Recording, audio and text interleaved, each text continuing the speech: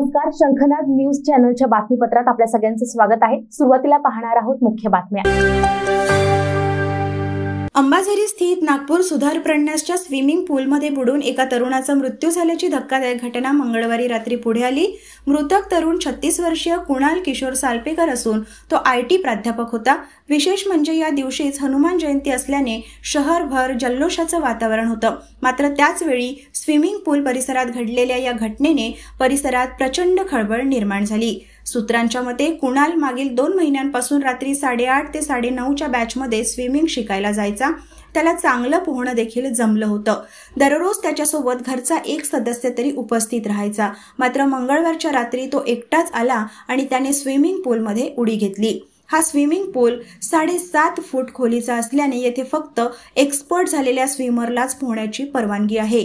मात्र तरी देखील कुणाल इथे नियमित स्विमिंग करायचा आणि मंगळवारी नियतीला काही औरच मंजूर होते आणि त्याचा पाण्यात बुडून मृत्यू झाला। या स्विमिंग पूलच्या गार्डनी त्याला वाचवण्याचा बराच प्रयत्न केला, मात्र तो वाचू शकला नाही। या स्विमिंग पूल पासून हाकेच्या अंतरावर वोखाड सारखे कितीतरी रुग्णालय आहेत, मात्र तिथे वेळेवर कुणीही पोहोचला नाही आणि कुणालचा मृत्यू झाला। स्विमिंग पूल परिसरात काम करणाऱ्या काही कर्मचाऱ्यांच्या मते कुणालला कदाचित हृदयाचा धक्का आला होता आणि त्यामुळेच त्याचा मृत्यू झाला।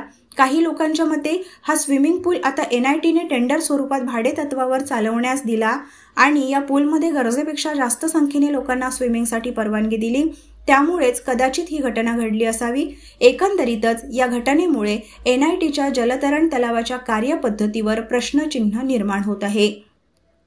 शेकडो लोक आणि जीवरक्षक गार्ड उपस्थित असताना असा प्रकार कसा घडला असा प्रश्न सामान्य नागरिकांच्या मनात उपस्थित होत आहे।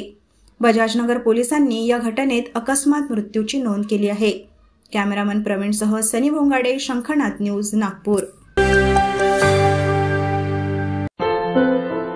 क्या हुआ बहू? माँ, पाइल्स की बहुत तकलीफ हो रही है। तो तुम गुदरोग सर्जन के पास क्यों नहीं गई?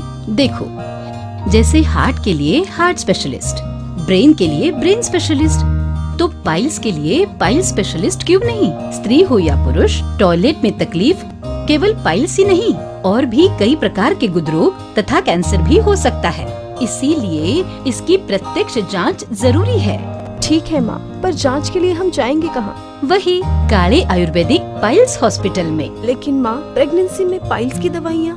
प्रेगनेंसी में आयुर्वेदिक दवाइयाँ सुरक्षित होती है। जनहित में जारी। काले आयुर्वेदिक पाइल्स हॉस्पिटल, औषधि चिकित्सा तथा सर्जरी ट्रीटमेंट उपलब्ध। हमारा पता उमरेड रोड, दिघौरी बस स्टॉप के पास, नागपुर। अधिक जानकारी के लिए वेबसाइट पर जाएं kalepileshospital.com।